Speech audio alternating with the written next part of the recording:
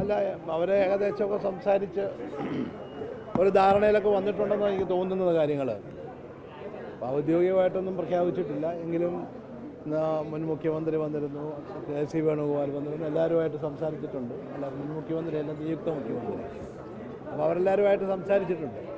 അപ്പോൾ എല്ലാത്തിലും ഒരു പരിഹാരത്തിലേക്ക് കാര്യങ്ങൾ പോകുന്നുണ്ട്, അത്രമാത്രം പറഞ്ഞാൽ. എന്തോ അത് അങ്ങനെ അദ്ദേഹത്തിനോടൊപ്പം നിൽക്കുന്നതെന്നൊരു ഏർപ്പാട് ഇതിൻ്റെ അകത്തില്ല. എല്ലാം കോൺഗ്രസിൻ്റെ മന്ത്രിമാരാണ്.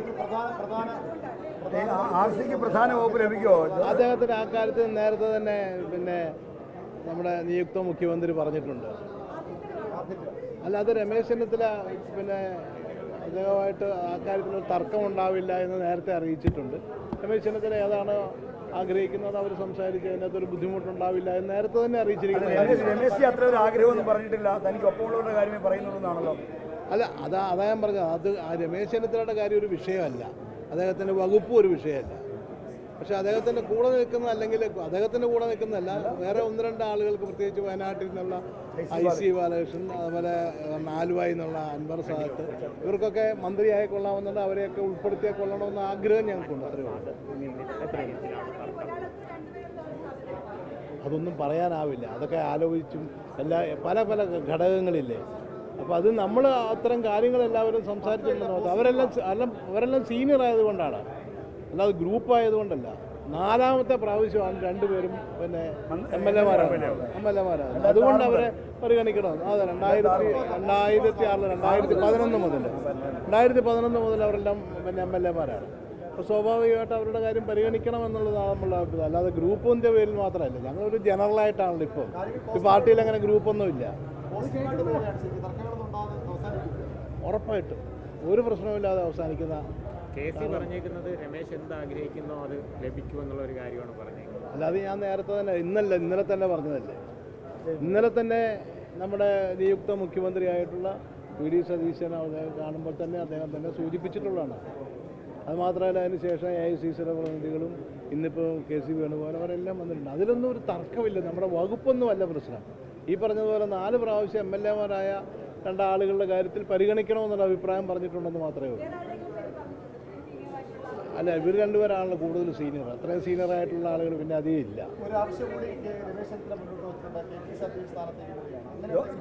അതൊന്നും ഇപ്പോൾ ഉള്ള കാര്യം. ഇപ്പം മന്ത്രിസഭാ രൂപീകരണമേ ഉള്ളൂ. അല്ല, അത് വേറൊരു കാര്യം. അതൊക്കെ ഇത് കഴിഞ്ഞിട്ടുള്ള കാര്യമാണ്. ഇപ്പോൾ KPC പ്രസിഡന്റിന്റെ വേക്കൻസി ഒന്നുമില്ല. KPC പ്രസിഡന്റ് വേക്കൻസി ഉണ്ടാകണം, അദ്ദേഹം മന്ത്രിയാകണം. അല്ല, അത് കഴിയുമ്പോഴത്തേക്ക് ഞാൻ പാർട്ടി നേതൃത്വം എന്താണെന്ന് വെച്ചാൽ ആലോചിച്ചോളൂ. അതൊന്നും ഒരു കുഴപ്പമുള്ള കാര്യമല്ല. എന്തോ അതൊന്നും ഒരിക്കലും ഉണ്ടായില്ല, ഒരു കാരണവശാലും വരില്ല. ഇതൊക്കെ പാർട്ടിയുടെ ദേശീയ നേതൃത്വം തീരുമാനിക്കേണ്ട കാര്യമാണ്. സത്യപ്രതിജ്ഞ ചെയ്യുന്ന സമയത്ത് KPC പ്രസിഡന്റിനെ പുതിയ നിയമിച്ച ചരിത്രമൊക്കെ ഉണ്ട്. അത് പണ്ടായിരുന്നു, അതൊന്നും ഇപ്പോഴില്ല. അവർ തന്നെ മാറും. അത് ശരിയാണോ? അതൊരു കീഴ്വഴക്കം ശരിയാണോ? എനിക്ക് തോന്നുന്നത് അതങ്ങനെ ഒരു പാർട്ടിക്ക് നേരത്തെ ഒരു തീരുമാനം ഉണ്ടായിരുന്നു. ഒരാൾ 1 man 1 post. Shri K. Muraleedharan അങ്ങനെ ഒരു അഭിപ്രായം പറഞ്ഞതായിട്ട് കാണും. എന്തോ എനിക്ക് ഗുണകരം എന്നുള്ളതല്ല, അത് മൊത്തത്തിൽ പാർട്ടിയുടെ ഗുണം നോക്കി അദ്ദേഹം പറഞ്ഞിട്ടുള്ളത്. എനിക്കിപ്പോൾ ഞാൻ എന്നുള്ള വ്യക്തി എന്നുള്ളതല്ല. അതാണ് പാർട്ടിയുടെ നേരത്തെ മുതലുള്ളൊരു നയമാണ്, പാർട്ടിയുടെ AICC തീരുമാനമുള്ളതാണ്. അപ്പോൾ അത് ഇംപ്ലിമെൻറ്റ് ചെയ്യണമെന്നുള്ളതാണ് ശ്രീ K. മുരളീധരൻ അടക്കമുള്ള ആളുകൾ പറഞ്ഞിരിക്കുന്നത്.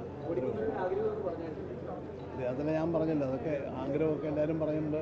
അതിലൊന്നും തെറ്റുള്ളതല്ല. അദ്ദേഹം സീനിയറായിട്ടുള്ള ആളാണ്. പക്ഷെ ഞാനീ പറഞ്ഞത് ഇങ്ങനെ ഒരു കാര്യം ഇപ്പം മുരളീധരൻ പറഞ്ഞിട്ടുണ്ട്.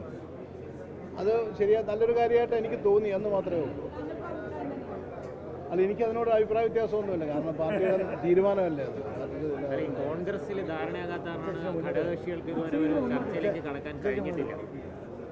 അല്ല, അതൊക്കെ ചെറിയ കാര്യമില്ല. ഒരു മന്ത്രിസഭാ രൂപീകരണത്തിൽ ഇത്ര പെട്ടെന്ന് ഒരു തീരുമാനം ഉണ്ടാകുന്നതൊക്കെ അപൂർവമായിട്ടല്ലേ. ഇതാ മുഖ്യമന്ത്രിയെ തീരുമാനിച്ച് മിനിങ്ങാന്ന്. ഇന്നിപ്പം മന്ത്രിസഭയൊക്കെ ഒരു 90% കാര്യങ്ങൾ വന്നു കഴിഞ്ഞു. തിങ്കളാഴ്ച എല്ലാം ഫുൾ മന്ത്രിസഭ, ഫുൾ ക്യാബിനറ്റ് ആയിരിക്കും സത്യപ്രതിജ്ഞ ചെയ്യാൻ പോകുന്നത്.